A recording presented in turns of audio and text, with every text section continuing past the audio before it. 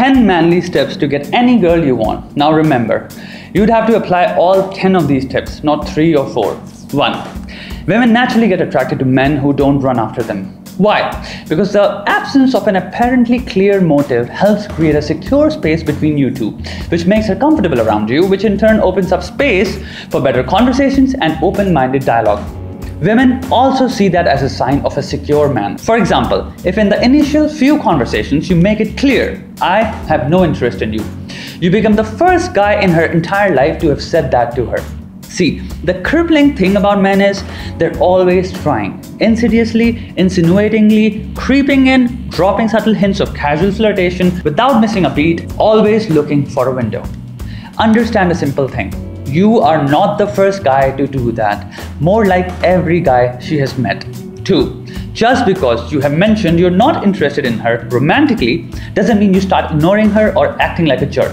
Be curious about her instead of being interested in her. The way she's supposed to feel is, he is interested in knowing about me, myself, my life, and how interesting I am. Your curiosity will lead to more conversations and not flirting. Instead of devising thousands of plans on how to charm her, reading lines off the internet, what you are getting is crucial information regarding how she thinks, what she wants, what she likes. Is she interested in some guy? Is she over her ex? Does she love somebody? Is she a psycho? Is she after money? How important her career is to her? And more.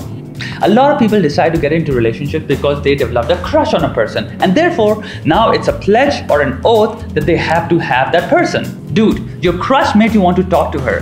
The decision, however, to share a grand amount of time emotionally and romantically should rest upon qualifications and your equation with her. A relationship is long-term. A crush is temporary and trivial. 3. Put your self-esteem above approval.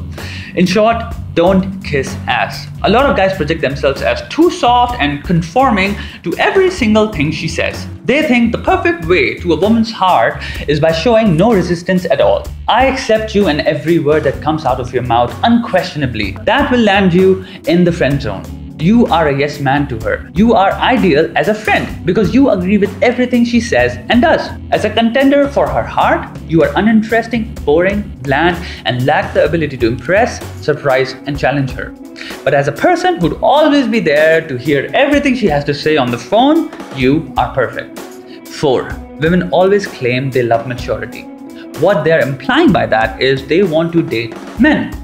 But the definition of man becomes clouded because any person can define what a man is according to their understanding and learnings. What matters is what women mean when they say men. So the definition of a man is a guy who is 1. Stable. Now, that doesn't mean you have to be financially stable at the very moment you're talking to her. You have to be a millionaire or working at Google. No, it's the vibe they get from you, which can be described as dutifully ambitious. Everybody is ambitious. Only a few take it seriously. Are you focused, aiming for big things? How confident and obsessed and sure you are toward your goals? That's called mental stability. 2. Self-respecting, which means you stand up for your ideals, aren't afraid to disagree, aren't afraid to call out bullshit, and respect your life. Only when you respect yourself, the requirement for others to respect you arises. Most guys are never able to convey to girls that they have respect for themselves, and the simple reason for that is people simply don't think about 2 things. Who am I? And how do people see me? These 2 simple things bring self-awareness into your life. How many times have you actually cared to think, who are you and what impression do people form of you after meeting you? The truth is, we take self-respect for granted. I'm so cool in my eyes, clearly I deserve respect from everybody. And that makes you a child. If I ask you right now, why should I respect you? You wouldn't be able to come up with a single answer that has meaning to it, not lingering self-doubt. And that's what women notice too when they talk to you. I'm not saying that women don't date such guys, they do it very frequently, but that image of you stays in her mind. And the day she meets a guy who is self-respecting, challenges her notions, and appears mature to her, he will satisfy that requirement you never could, ultimately creating attraction. 3. A streak of rebellion. One of the basic requirements to attract any girl is to appear interesting. The image of you in her mind should consist of this word. Women in their minds strongly judge guys on how they make them feel. And if the word she thinks of when she thinks of you is interesting, then the emotion you're going to make her feel is excited. Because women largely derive excitement from mental stimulation. What every guy basically tries to be is thoughtful, considerate, kind. Basically, I am the fairest, nicest guy on the planet. I understand and respect everything.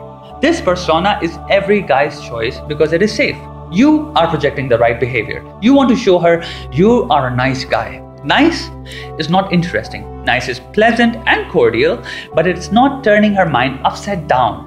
It's not adding that want in her to talk to you for hours and hours more. You know why? Because every nice thought you have and are presenting to her, she's already thought of those, heard them, and is selling the same shit back to you by agreeing with you. It's nothing new. What do you like to watch on television? Shows based on the same old predictable storyline you've watched before, or something new? We love shows that make us think, that are out of the ordinary, characters that rebel, aren't reminiscent of people around you. For example, Sherlock. People love Sherlock because of his different outlook on life. People, human behavior, philosophy, even though it comes at the expense of hurting other characters' feelings. He is an asshole to everyone around him. Yet, you, the viewer, you love him and never categorize him as a jerk because you are presented with his point of view. Now try to understand what I'm saying here. I'm not saying you to become Sherlock Holmes, and I'm not asking you to become a jerk. People always want something new, and people love those new things to stimulate their minds, make them think differently. Let's take the example of jerks. A jerk can be something new that is simply rude and unpleasant. But after a while, it won't be new anymore. And your jerkness would simply become offensive behavior to which no human being takes a liking. It's a huge misconception that girls like abusive jerk assholes because that is your point of view of that guy. And that very well could be the personality of that guy.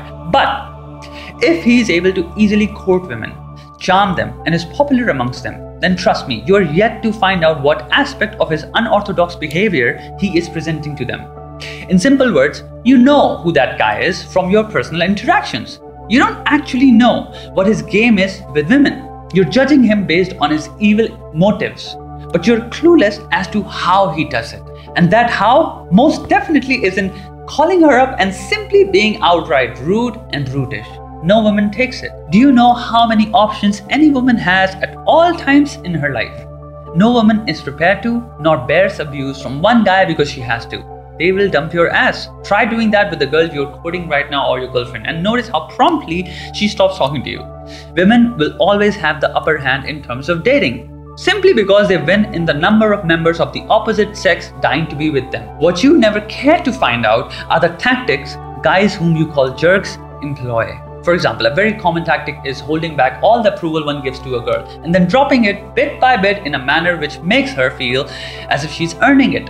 Basically, you're saying the very things every guy says to her, but you make it seem as if she has to work for that, and this creates a huge psychological difference. To create a similar effect, here's an alternative. In your conversations, whenever she tells you something about her, ask her questions that expand the topics at hand, such as, why do you believe that? What made you accept that? Two great things happen when you start questioning her decisions, choices a bit deeper. 1. You're talking about her, which is something she likes because of self-interest. 2. You're making her go off script. What I mean by that is, usually people have recorded answers to general questions or details about their past because they have answered or talked about the same things many times before. By asking something that pushes deeper than the script, you make them slightly defenseless. The conversation grows more personal, and you also start getting a glimpse of how they think. 4. Lone wolf. Yes, women are attracted to guys who are complete. That doesn't mean you're always alone, don't have friends, are very dark, brooding, or simply hate the world. What that means is you can take care of yourself. You're a man who is not trying to fix himself, or worse, doesn't know how to fix himself. This is why I'm so broken and alone sympathy stick doesn't work. That too will land you in the friend zone. Friend zone because women love dramatic and emotional content and generally have a caring nature, so she will listen to your bullshit and empathize. But in her subconscious, the ideal man is not the one who needs fixing. This also explains why a lot of guys complain that their girlfriends or partners try to change them a lot. This happens because even though she has decided to date you, she still isn't willing to let go of that ideal image of the man in her head. And clearly you don't fit that. So almost imperceptibly, she starts getting annoyed with your certain habits, friendships, and behaviors in the name of immaturity. and immaturity is a keyword which she will always use to express her annoyance. In all fairness, she's not lying. She actually believes she's doing you a favor by trying to change you, not realizing she's acting purely out of her imagined, subconsciously created notion of what an ideal man is. And you are not that guy in her eyes yet. Lone wolf implies not somebody abandoned, not a sufferer, but a guy who doesn't need people to be complete. Now you might wonder, why then would such a guy look for a girlfriend? Another question you might be wondering is, if that guy is not the ideal man she wants, why would she even decide to date him? I will answer all your questions, address all your curiosities, and share the rest of the many points on how to get any girl in the next video. I'm stopping here because this is already too much information. Let it settle in your head. To watch the next part, subscribe to this channel and turn on the notifications because YouTube doesn't send you the video. Notification is the only way you get informed. Those who want to remain connected with me, go to my Instagram, come to Facebook, join me there. All the links are below. Thank you for watching, and never forget, you are awesome.